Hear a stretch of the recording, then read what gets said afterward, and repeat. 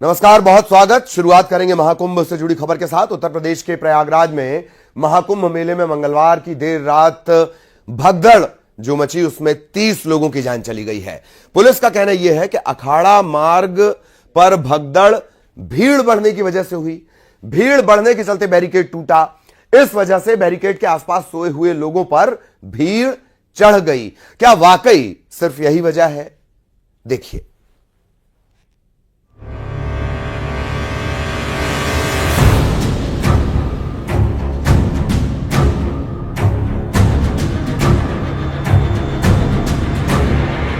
महाकुंभ में हुई भगदड़ में 30 श्रद्धालुओं की मौत और 60 लोग घायल हुए हैं। इन आंकड़ों की पुष्टि खुद मेला प्रशासन की तरफ से की गई है। मंगलवार बुधवार की रात करीब 2 बजे महाकुंभ में भगदड़ मची थी। इसकी चपेट में कई श्रद्धालु आए। हादसे के तुरंत बाद कई एम्बुलेंस मौके पर पहुंच गई थी। आनन फानन में घायलों को इलाज के लिए ले जाया गया और भीड़ के लोग बैरिकेड्स बांधकर दूसरी तरफ ब्रह्म मुहूर्त के स्नान का इंतजार कर रहे श्रद्धालुओं को कुचलना शुरू कर दिया।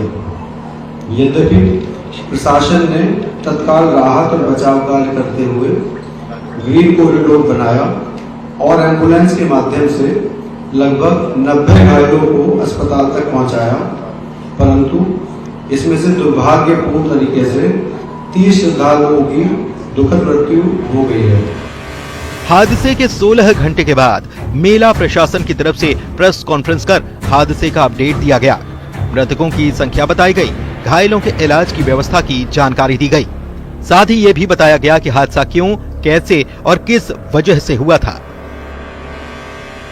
कुछ बैरिकेड्स टूट गए और बैरिकेड्स टूटने की वजह से जो श्रद्धालु नीचे कई बार जमीन पे सो जाते हैं या वेट करते हैं ब्रह्म मुहूर्त का, वो उनके ऊपर दूसरे श्रद्धालु अफरा तफरी में चढ़ गए, जिससे वो जो नीचे जो सोए हुए श्रद्धालु थे वो नीचे आ गए, वो कुचले गए।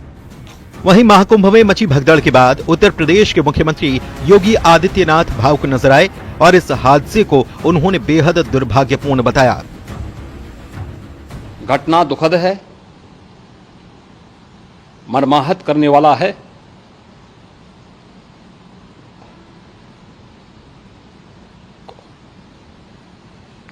उन सभी परिजनों के प्रति हमारी पूरी संवेदना है।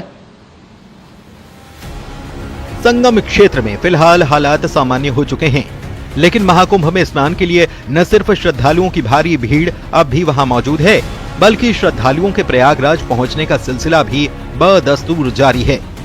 श्रद्धालुओं की भारी भीड़ को देखते हुए उत्तर प्रदेश की सीमाओं को 4 पहिया वाहनों के लिए बंद कर दिया गया है। ये तस्वीरें रीवा की हैं, जहां पर दूसरे प्रदेशों से आने वाले तीर्थ यात्रियों को रोका गया। रीवा जिले में बेला, मनगवा और चाक घाट में हजारों वाहनों को रोका गया, जिससे प्रयागराज में भीड़ को नियंत्रित किया जा सके। भीड़ नियंत्रित होने के बाद इन रोके गए वाहनों को छोड़ा जाएगा। रीवा में जिन जिन स्थानों पर श्रद्धालुओं के वाहनों को रोका गया, वहां उनके पानी, दवा और ठहरने की व्यवस्था प्रशासन की तरफ से की गई है।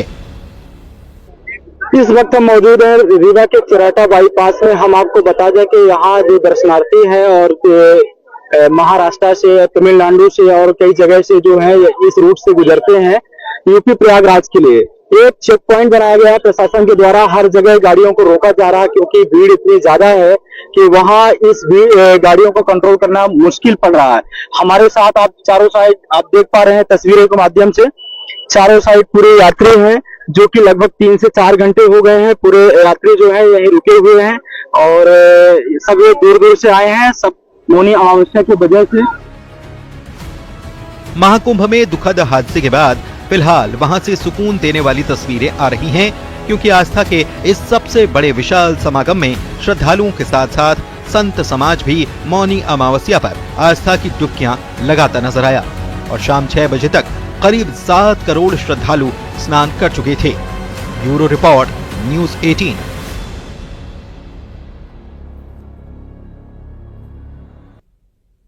और अब आपको बताते हैं कि महाकुंभ में हादसे को लेकर क्या थ्योरी सामने आई है, आखिर महाकुंभ में कैसे भगदड़ मच गई और देखते ही देखते 30 लोगों की जान चली गई। क्या है इसके पीछे की थ्योरी, आइए बताते हैं।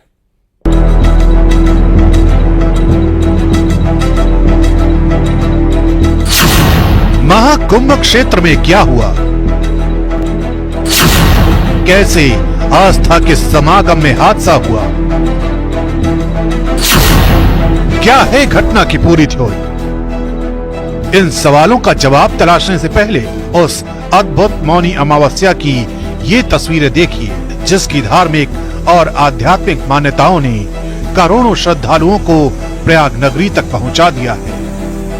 इन अद्भुत तस्वीरों से कुछ देर पहले महाकुंभ क्षेत्र में प्रशासन ने उस चुनौती का सामना किया, जिसकी वजह से न सिर्फ कुछ लोग घायल हो गए, बल्कि कुछ लोगों की मौत भी हो गई। यही वजह रही कि देश के प्रधानमंत्री नरेंद्र मोदी न सिर्फ पल पल महाकुंभ का अपडेट ले रहे हैं, बल्कि उन्होंने पीड़ितों के प्रति अपनी संवेदनाएं भी जताई।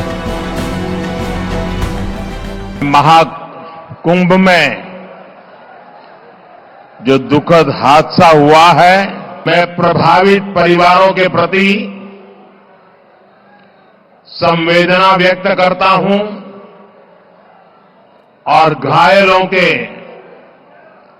जल्द स्वस्थ होने की कामना करता हूं। मैं यूपी सरकार के साथ निरंतर संपर्क में हूं। लेकिन हादसे के पीछे की थ्योरी क्या है, कैसे अचानक महाकुंभ में भगदड़ जैसे हालात बन गए, इसके पीछे अलग अलग वजहें बताई जा रही हैं। 1 से 2 बजे के बीच भगदड़ की खबर आई। भगदड़ के पीछे अफवाहों का जिक्र किया गया। मौनी अमावस्या पर बेहिसाब भीड़ थी। ये भीड़ संगम नोस पर जाना चाहती थी। भीड़ के वन साइड मूवमेंट से प्रेशर बना। इसी प्रेशर के बीच भीड़ ने बैरिकेडिंग पार करने की कोशिश की। नतीजा ये हुआ कि बैरिकेडिंग टूट गई। खबर ये भी आई कि चेंजिंग रूम का गेट गिरने से हादसा हुआ।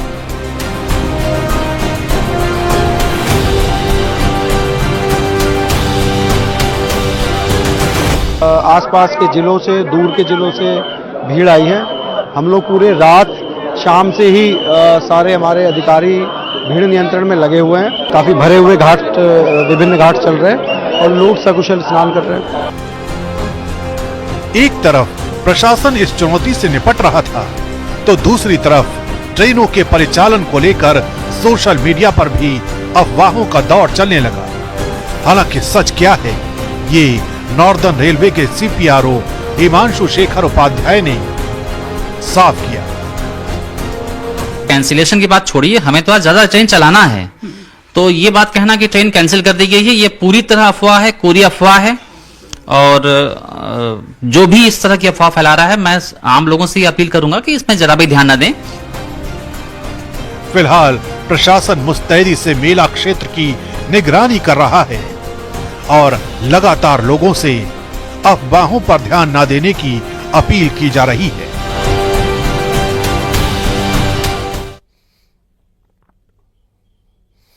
और अब दास्तान एक नाबालिग लड़की की।